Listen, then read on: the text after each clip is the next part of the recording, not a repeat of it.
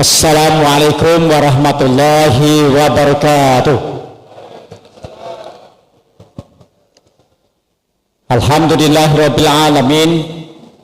Asyhadu an la ilaha illallah wahdahu la syarika lah wa asyhadu anna Muhammadan abduhu wa rasuluh. Allahumma shalli ala Muhammad wa ala ali Muhammad. Amma ba'du fa ya ibadallah, usikum wa iyaya bittaqullah faqad fazal muttaqun. Ya ayyuhalladzina amanu khulu fis silmi kaffah wa la tattabi'u khutuwatis syaitan innahu lakum aduwwum mubin. Wahai orang-orang yang beriman, masuklah kamu ke dalam Islam secara keseluruhan. Dan janganlah kamu ikuti langkah-langkah syaitan.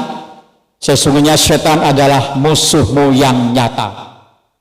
Al-Quran surat Al-Baqarah ayat 208. Bapak Ibu jamaah yang berbahagia, selama ini kita sudah 12 hari melaksanakan ibadah puasa Ramadan. Dari sekian banyak amal ibadah kita selama Ramadan, amal ibadah apa yang paling banyak? Halo? Apa yang paling banyak? Amal ibadah apa yang paling banyak kita lakukan selama bulan Ramadan? Tahu? Ya, nggak tahu tak jawab saja lah. Tapi sendiri jawab sendiri, serah apa-apa. Yaitu sholat. Paling banyak sholat, mulai dari setelah berwudu, masuk masjid, sholat fardu, sholat qobliyah, sholat suruh, sholat duha, sholat tarawih, sholat witir. Subhanallah, banyak sekali ibadah sholat. Nah, saking utamanya sholat ini betul-betul sangat diperhatikan. Nilai-nilainya sholat sunat itu hampir setara dengan sholat fardu. Tapi ada satu makhluk yang tidak suka terhadap amal ibadah ini. Itulah namanya syaitan. Dan ternyata sholat ini adalah amal ibadah yang paling berat.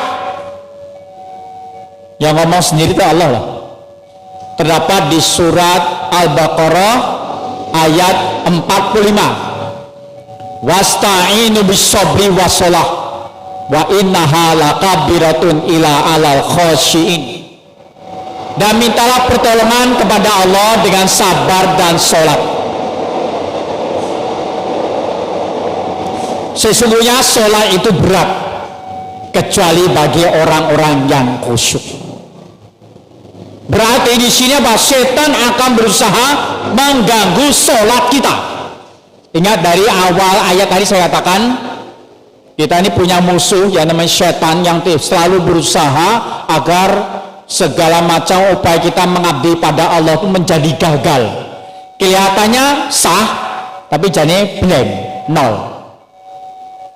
Nah, untuk itu menjadi tema kultum kita pada malam hari ini adalah tentang gangguan setan dalam sholat. Dari sahabat Abu Hurairah, Rasulullah SAW bersabda, apabila azan dikumandangkan, maka setan akan lari dengan kencang setara atau sembari dengan terkentut-kentut saking banteri, karena dia tidak mau mendengarkan seruan azan. Jadi leono wong Islam krungu azan malah mlayu iki padha karo hitung dhewe. Apabila azan selesai, setan akan kembali Pak. Kemudian apabila iqomah dikumandangkan, setan akan kembali lari. Setelah selesai iqomah, setan akan kembali mengganggu orang-orang yang sholat, dan diingatkan dalam sholat tersebut oleh setan, bisikannya apa? apa-apa yang dulu teringat, yang sekarang teringat, yang akan datang terprogramkan, sehingga dia lupa terhadap rakaat rukun sholat yang ia lakukan. Hadis riwayat Bukhari. Hadirin jamaah yang berbahagia, nah kali ini saya sampaikan godaan setan sebelum sholat. Jadi intinya apa? Setelah azan dikumandangkan, setan kembali, nah menggoda orang-orang yang akan sholat dengan berbagai macam trik dan cara. Intinya tertunda sholatnya. Ada saja pas azan rapat berlangsung pas azan, Allahu Akbar, pimpinan sidang katakan, oh karena azan yuk rapat kita tunda sejenak, kita hormati azan. Semuanya dua anteng. Kalau terpasang ngomong gayanya seperti Mr. Bean, karena agak sedikit sungkan untuk bicara. Setelah selesai azan, pimpinan sidang mengatakan, mari rapat kita lanjutkan. Aku jenenge rapatut. Panggilan Allah disepelekke hanya dengan rapat. Itu godaan setan. Rapat dilanjutkan. Sekarang kegiatan. Saya kan di sekolah ngajar komputer. Karena ada programnya pas jam 11:04 sampai jam setengah 1 itu kan untuk istirahat. Saya ngomong ke anak-anak sekalian, ya sekarang waktunya untuk salat zuhur ya. Ya Pak, mus ngono enake, nyaure ngono wae. Ayo sholat. Ya udah tahu. Waduh, malah saya lepet jawabannya. Saya berangkat ke musola, ngimami sholat, mantap, Allahu Akbar. Setelah itu ruku, Allahu Akbar. Tidak sami Allahu liman hamidah dan seterusnya sampai mantap ya. Assalamualaikum warahmatullah. Assalamualaikum warahmatullah. Mantap aku. Selesai sholat saya menghadap ke jamaah. Alhamdulillah bias ora aneh Pak. Wes masuk jam komuter, pelajaran masuk kelas, saya masuk. Baru sedikit kan. Siapa tadi yang sudah sholat zuhur berjamaah dengan Pak Sugani? Ajung. Kabeh dingkluk. Anak indaka Pak ngacung laki-laki. Pak, saya non muslim Pak. Ratakon. Sing jawab ora dunia Islam lho. Terus tak bal ini. Halo, siapa tadi yang belum, yang sudah sholat zuhur bersama Pak Sugani di musola kita? Ajeng. Lingklo kabeh. Rodo gemeter perempuan uting. Pak, kenapa? Saya halangan Pak, ratakon. Aneh ya, sing jawab ini sing ora sholat. Oh, karena nada saya super tinggi, metu aku suweh, war saya. Masuk ke ruang guru, unjuk dulu. Takkan guru, Pak Gani, ngapa sih bengak-bengak? Salah wae sholat malah dora yang semenyang. Wakeh sing ngaku Islam ora sholat. Aku nyindir guru sisan kuwi. Lalu saya masuk kelas. Ya, kita lanjutkan pelajaran. Soal sholat selesai. Sekarang pelajaran komputer. Nah, seiring pelajaran berjalan, saya mulai mendekati anak-anak. Tanya, le tong, kowe wis sholat le? Durung Pak. Oh, kok urung sholat zuhur ngapa le? Wegah. Oh, itu jawaban anak Pak. Aneh. Tuh anak SMA, Pak SMK. Oh, liane podo. Oh, lagi. Godaan setan sebelum sholat apa?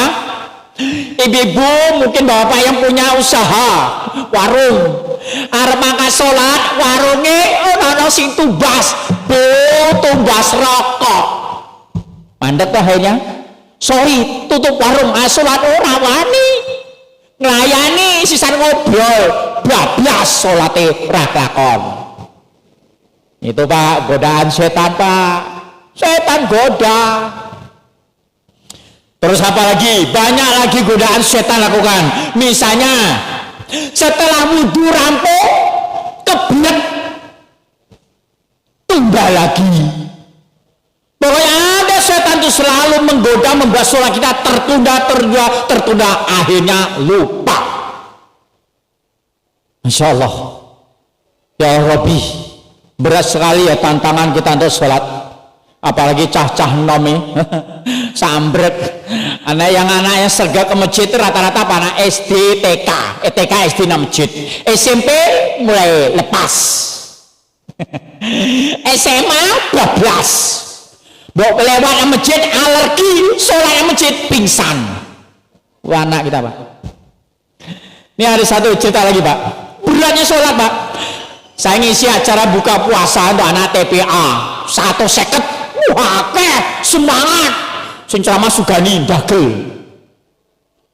Setelah itu Pak 10 menit menjelang azan Pak ya berhenti Pak ya, karena ini untuk buka puasa ngedumke takjil. Oke, beneran ya aku saya ngelih didumke Pak. Pak tol mimpin doa. Oke. Bismillahirrahmanirrahim. Allahumma lakasumbu dan seterusnya. Apal kabeh.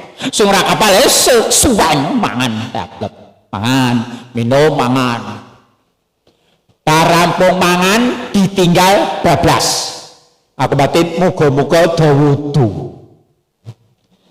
Setelah itu Pak, saya tunggu kok ora muncul-muncul. Nanggi. Mas, tuh tadi anak-anaknya mana Mas? Pulang Pak. Hah? Terus sholat maghribnya kapan? Pak, insya Allah rakakon. Bablas. Tuh lihat Pak, anak TPA hangil. Apa nih Ustaz TPA pas wae sholat asah-asah. Barampung sholat mulai bareng sholat kapan? Sholat Pak, angel. Ini saya ceritain Pak keadaan di lapangan Pak. Pernah Ramadan itu saya ngisi pengajian acara buka puasa di KM 5 Jalan Kaliurang. Mulai dari Mirta kampus sampai Seloka Mataram itu penuh antara penjual dan pembeli. Acara anak muda jenenge ngabuburit. Istilahnya gitu Pak, pakai istilah orang Sunda. Selesai saya ceramah maghriban, selesai pulang, Masya Allah isi kebak. Batin kapan sholatnya? Ya Allah Rabbi, itu kenyataan Pak. Anak muda, anak tua ya bodoh. Dan anehnya di lapangan, kalau toh antara sholat dengan puasa, orang tua bangga kalau anaknya bisa puasa sempurna. Wah, anakku top. Tapi nggak ada orang bangga pada anaknya yang rajin sholat. Aneh itu begitu. Itulah kenyataan beratnya nilai sebuah sholat. Setan menggoda umat Islam untuk melaksanakan sholat, apalagi dengan waktu yang tepat. Hadirin yang berbahagia, lalu bagaimana godaan setan? Ingat, ketika iqamah setan lari, setelah itu setan akan datang lagi. Dia akan menggoda orang-orang yang sholat. Pertanyaan, orang yang tidak sholat itu digoda setan enggak? Udah enggak? Enggak lagi. Wes cetok jadi bolone setan orang sholat. Nah, tetapi setan akan menggoda orang yang sedang sholat. Lalu bagaimana godaan setan di dalam sholat? Insya Allah lain waktu kita lanjutkan. Demikian, wassalamualaikum warahmatullahi wabarakatuh.